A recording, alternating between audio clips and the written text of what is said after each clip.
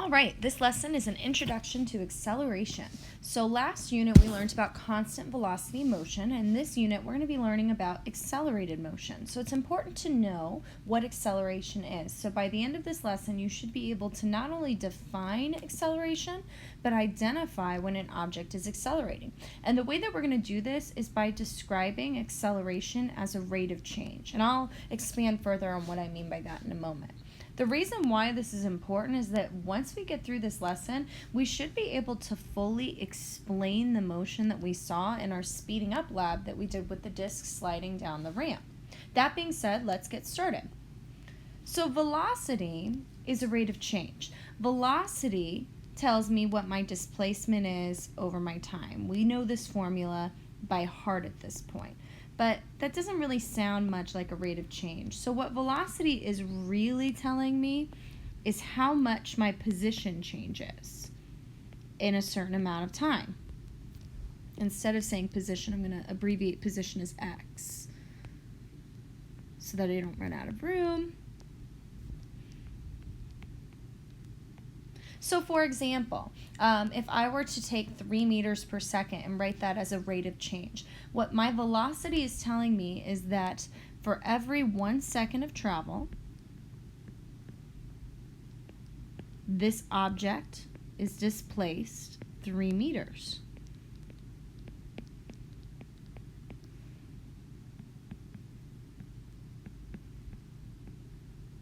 Meaning its position just changes 3 meters every single second.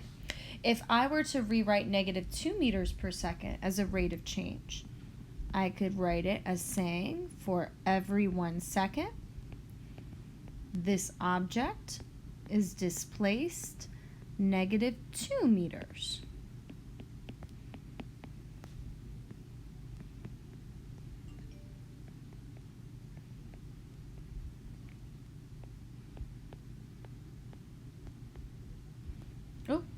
What did I write here, silly me, is displaced negative 2 meters. I talk faster than I can write. So a better definition of velocity is actually the one that I have up here. It's how much your position changes in a certain amount of time. So that's how we'll think of velocity as a rate of change. So let's look at some position versus time data, and let's just find the rate of change of position. So to find my rate of change of position, I'm going to be looking at two things. I'm going to be looking at how does my position change as my time changes. So for example, when time increases by 1 second, my position increases by 2 meters. Again, when my time increases by 1 second, again my position increases by 2 meters. And I notice a pattern. Every 1 second that goes by, my position increases 2 meters. So my rate of change is that for every 1 second of time, my position increases 2 meters. So that's fair enough. So I can write my rate of change as the statement this way, or we can write it like we did last unit as velocity, 2 meters per second. Both of these are saying the same exact thing. Now let's look at a velocity versus time data table. So to recap, my last data table was position and how position was changing as time went on. This next data table is velocity and how velocity is changing as time is going on. So I can see that initially my velocity was 0. And 1 second later, my velocity increases 3 meters per second. I go from 0 to 3 meters per second, indicating that my velocity sped up. But let's look at the next second of time and see what happens to velocity. So from 1 to 2 seconds, my velocity increased again, 3 meters per second. So once again, this object sped up. And then from 2 to 3 seconds, so another 1 second later, my velocity increased again, 3 meters per second. And then even my final second of travel, my velocity increased by 3 meters per second again. So it's obvious from this data table that my object is speeding up. The question is, what's the rate of change that my object is speeding up by? In other words, how much is my object speeding up by every second? Well, I can see from my pattern that I've written at my data table, for every 1 second, the object speeds up 3 meters per second.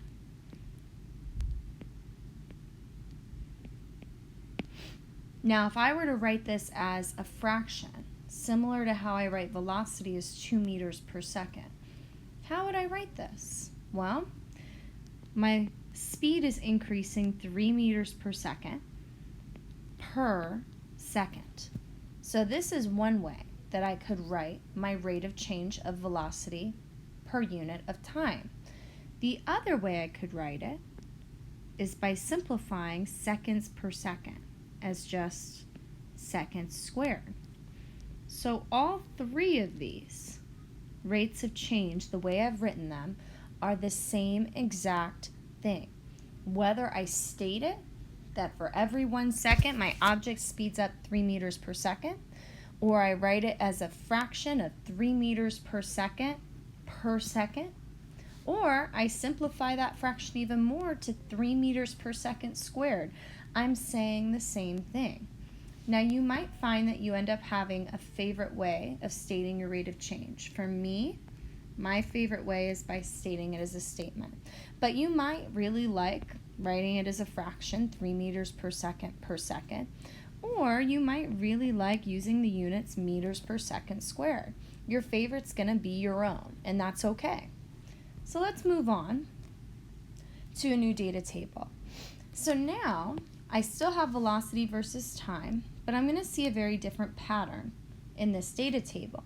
In my first second of time, my velocity goes from 0 to -2 meters per second. My velocity, in a sense, decreased by -2. In the next second, once again, my velocity goes down -2 meters per second. And then in the next second, the same thing happens. And then in the final second, again, I see a change of -2 meters per second. My question is my object speeding up or is it slowing down? When we think about velocity, we know that it has 2 components. It has magnitude, which is how fast or slow it's going, but it also has direction. This is what makes velocity more desirable to use versus speed. So my negative sign isn't saying that my velocity is really slow. It's just saying that my object is going in the negative direction. So in my first moment, my object is going 0 meters per second. In my next second, it's going -2 meters per second, just meaning 2 meters per second in the negative direction. In other words, it's going faster just in the negative direction. And then in the next moment, I see the same thing. I go from -2 meters per second to -4 meters per second. My magnitude increases, but my direction is still the same. I'm still going in the negative direction. In fact, for all of my velocities, my magnitude is increasing just in the negative direction. So this object is speeding up in the negative direction.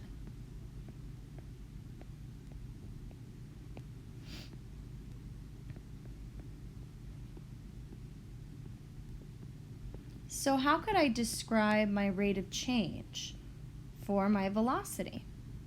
Well, I could do it as a statement and say for every 1 second, my velocity is increasing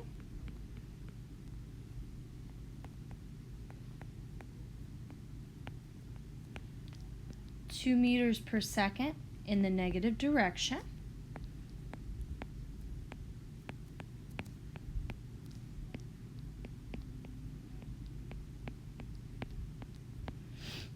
Or I could write it as a fraction and say that my velocity is changing by negative 2 meters per second every second. And that would be the same thing as this statement. Or I could simplify that fraction even more and just say that my velocity is changing negative 2 meters per second squared. And all three of these are correct ways of stating my rate of change of velocity. Once again, my favorite one is the statement because it makes it really clear about what's happening, and I can picture very clearly what this object is doing. It might not be so clear from my fractions, either with meters per second units or meters per second squared. That being said, let's talk about what acceleration is actually saying. Acceleration is a rate of change, but it's my rate of change of velocity, whereas my velocity is a rate of change of my position. So my acceleration is my change in velocity for a unit of time. So for example, if I have an acceleration of negative 3 meters per second, what this is saying is that for every second,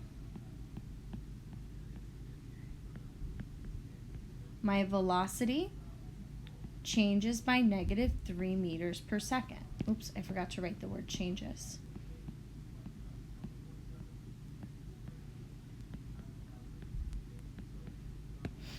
If I had an acceleration of 18 meters per second, this means that for every 1 second,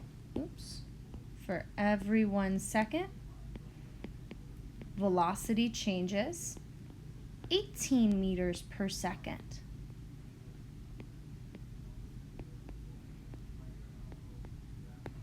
So how would you write this last acceleration rate as a statement? Go ahead and pause and unpause when you're ready to check your answer.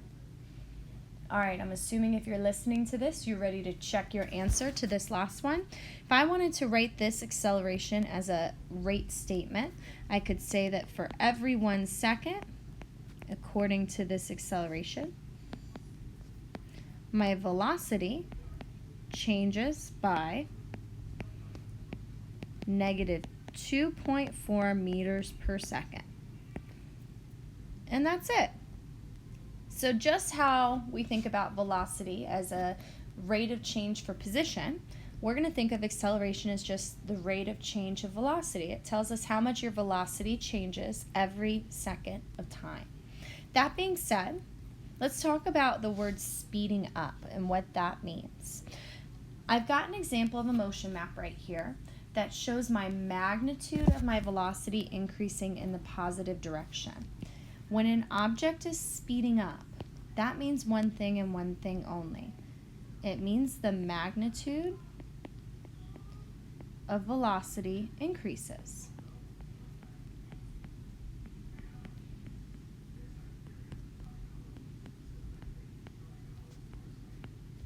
So this could look like a motion map here where I've got a positive velocity, and since my rate of change of velocity is positive, in other words, I have a positive acceleration, it's speeding up.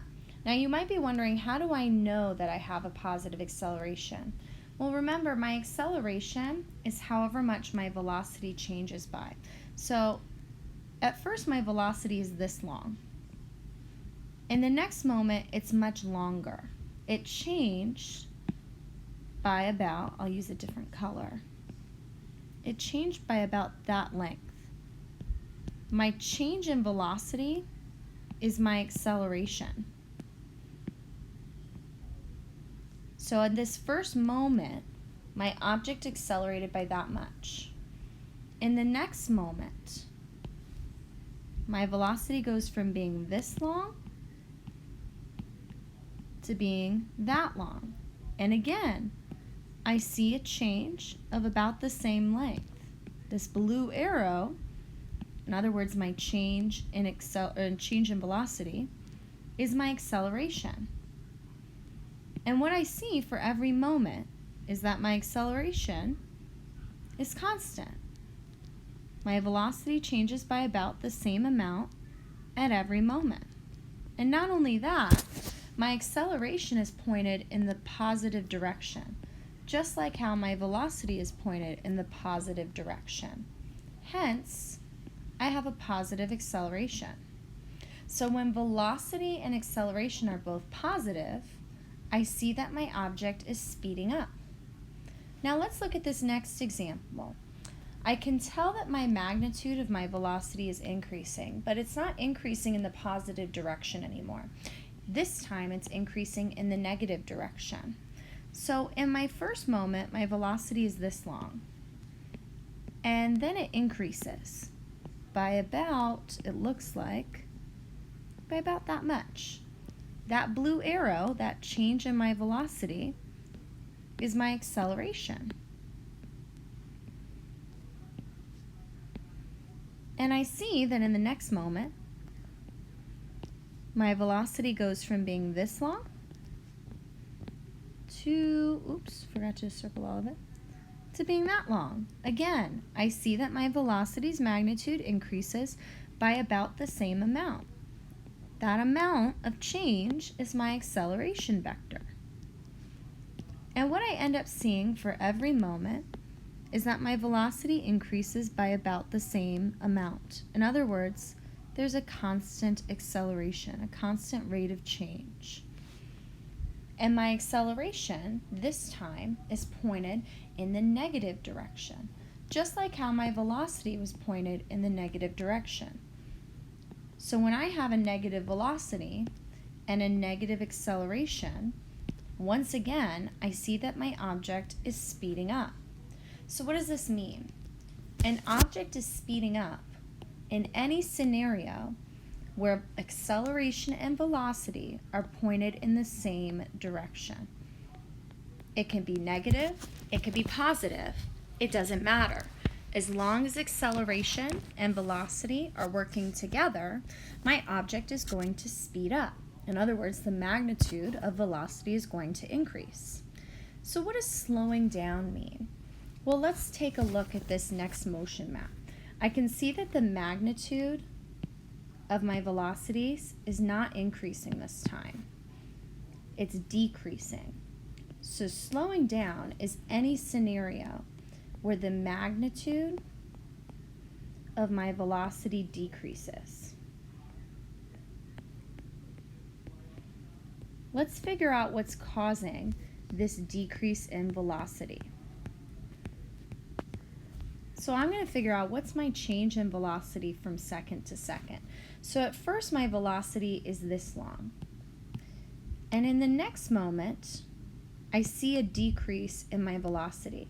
It's definitely not as long as it was the moment before. There's a decrease of about this much. I'm going to draw that arrow a little bit higher so you can see it. This length, this blue arrow, is how much velocity I lost in that second. My acceleration is no longer pointed in the same direction as velocity. It's pointed in the opposite direction of velocity. Let's see if this same pattern holds up. So at my second moment, this is how long my velocity is. My velocity decreases by about the same length.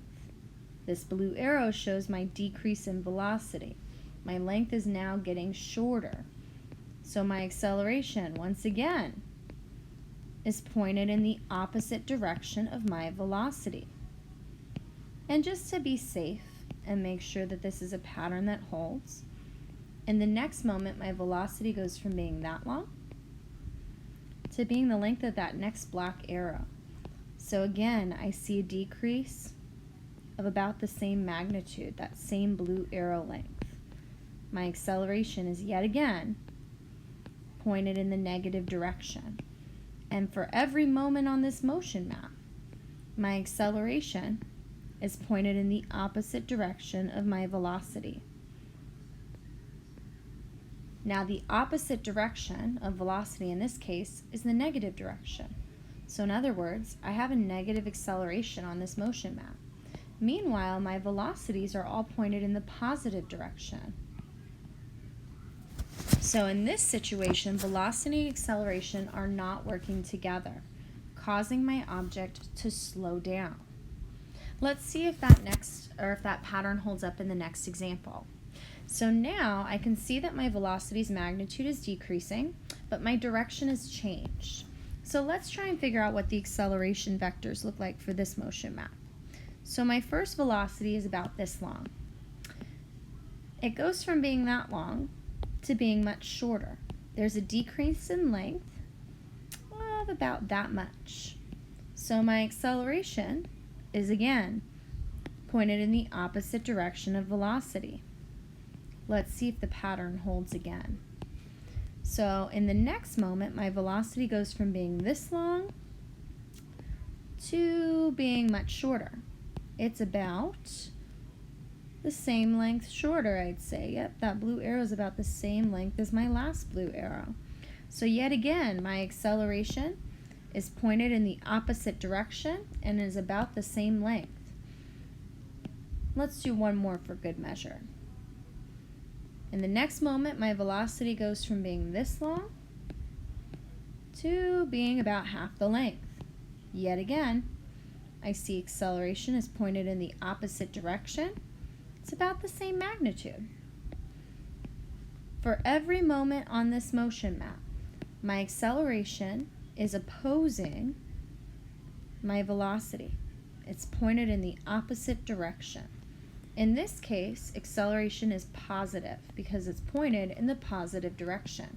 And velocity is negative because it's pointed in the negative direction.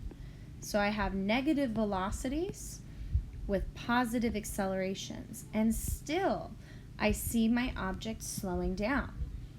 So when acceleration and velocity are in opposite directions, objects always slow down.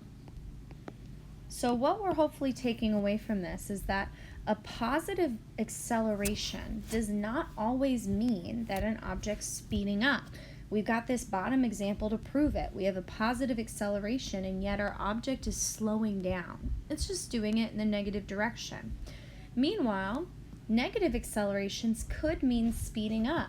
If our object is moving in the negative direction, a negative acceleration will cause it to speed up. So the sign of my acceleration is not what determines speeding up or slowing down. It's the sign of acceleration and velocity together that determine if it's speeding up or slowing down. Objects speed up when acceleration and velocity are in the same direction, and they slow down when acceleration and velocity are in opposite directions. Now there's another instance where we might see accelerated motion that might not be super obvious. We've got a runner that's completing a circular lap at a constant speed. Is this runner's velocity constant? If I were to just draw a motion map for this runner at each moment in time, his velocity is going to be in the direction that he's facing. So at this moment, it looks like my runner is going this way. Remember, velocity isn't going to be a curved vector because vectors aren't curves. Vectors are arrows. They're straight lines. My object, my person, isn't going in a curved direction at all moments. He's slowly changing his direction as he makes the curve of the circle. So at all these moments in time, his velocity is in the direction that he's facing. And then he slowly starts to change the direction that he's facing, and velocity gradually starts to change directions so he can travel in a circle. But since my velocity's direction is changing, even though my magnitude is staying the same, my velocity is not constant. My magnitude is constant, but my direction is constantly changing as this runner goes around and around the circle. Therefore, my runner's velocity is also changing. So what does that mean? Well, if there's a change in velocity, then that means the object is accelerating, because acceleration happens whenever velocity is changing. It's the rate of change for your velocity. So, if we can remember that velocity changes when direction changes, we can identify objects that are accelerating even if they're not speeding up or slowing down, because objects accelerate in 3 instances. They accelerate when they obviously speed up, they accelerate when they slow down, and the third instance is that they accelerate when they change direction.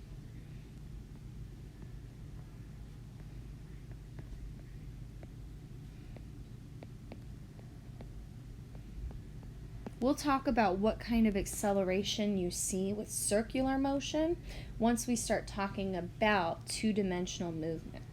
That being said, we're just going to keep it simple and just identify acceleration in these 3 instances. So I'm going to highlight it because it's kind of important.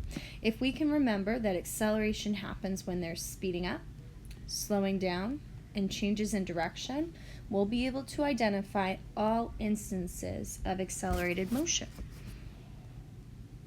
Now, this video is running kind of long, and I'd like to give you guys a break for part 2.